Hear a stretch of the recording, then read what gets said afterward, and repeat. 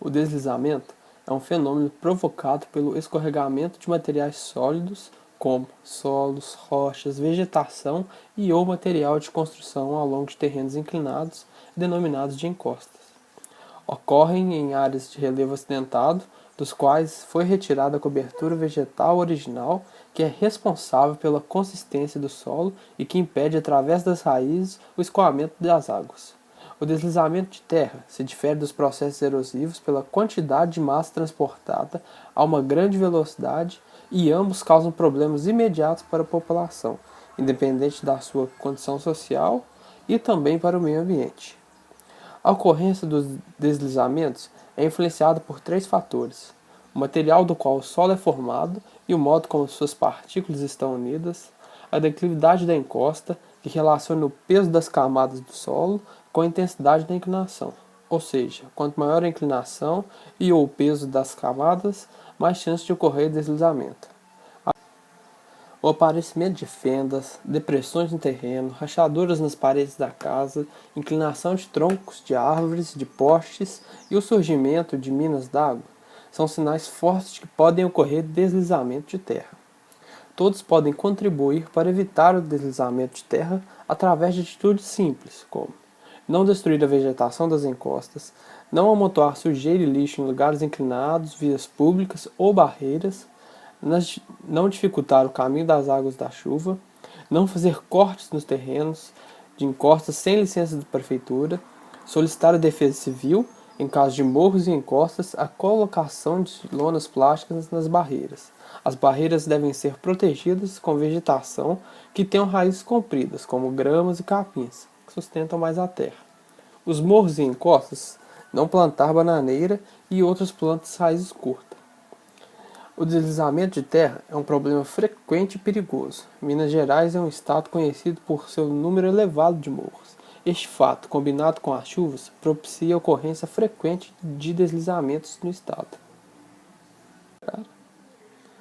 No ano de 2013, em Minas Gerais, 6 pessoas morreram em deslizamentos de terra. O primeiro desmoronamento foi no início de uma manhã na zona rural de Sardoá, no Vale do Rio Doce. Uma clareira de 100 metros foi aberta no meio da plantação de eucaliptos. A terra cobriu a casa que estava no pé do morro. 9 famílias que moravam perto da encosta tiveram que deixar as casas. Em dezembro de 2013, pelo menos 16 cidades mineiras tiveram prejuízos por causa dos temporais. Em setembro de 2014, o Corpo de Bombeiros confirmou a morte de 2 operários em deslizamento de terra, decorrente do rompimento de uma barragem usada pela Herculano Mineração em Itabirito, Minas Gerais. Desativada e com rejeitos de mina, a barragem passava por obras de manutenção quando aconteceu o acidente. Em 22 de fevereiro de 2013, foram realizadas 3 vistorias na cidade de Ouro Branco. A primeira constatou a existência de uma vossoroca localizada na Avenida Marisa de Souza Mendes, com a rua Arundino Matias Nunes, confrontante com o terreno da Gerdau Aço Minas e aos fundos do bairro Soledade. Neste caso, estava ocorrendo uma movimentação do terreno que é devido a terra transportadas e materiais de bota fora das residências, ou seja, lixo. Segundo a informação, já houve desmoronamento de um muro que foi construído em cima de material transportado, ou seja, um aterro. Com a continuidade do despejo de entulhos, há um grande risco num curto período de ocorrer um grande escorregamento de encosta. A Defesa Civil notificou o responsável do terreno para executar obras de contenção para evitar possíveis acidentes que poderão atingir pessoas. Já no bairro 1º de Maio, constatou-se que há uma erosão provocada por um grande volume de água pluvial vinda de outro bairro. Com o passar do tempo, este fato transformou a área de mata nativa em uma grande vossoroca, que está em plena atividade, colocando em risco várias residências. Por se tratar de uma área de preservação permanente, a Defesa Civil Regional recomendou uma vistoria do meio ambiente para analisar a possibilidade de intervenção no local para conter o avanço da vossoroca, que em muito pouco tempo causará sérios danos à população. No dia 7 de março de 2013, em uma vistoria na praça do bairro Amália Rodrigues, verificou-se que há uma iminência de colapso das manilhas, vindo a causar o alagamento e interdição da via. Diante dos dos fatos expostos, a Defesa Civil Regional interditou a rua Onésio Geraldo Vieira para tráfego de caminhões pesados. Quando nenhum dos sinais de deslizamento é percebido a tempo pela população, ou nenhuma das medidas preventivas é tomada, a única alternativa é evacuar a área de risco o mais rápido possível, para se evitar as perdas de vidas inocentes.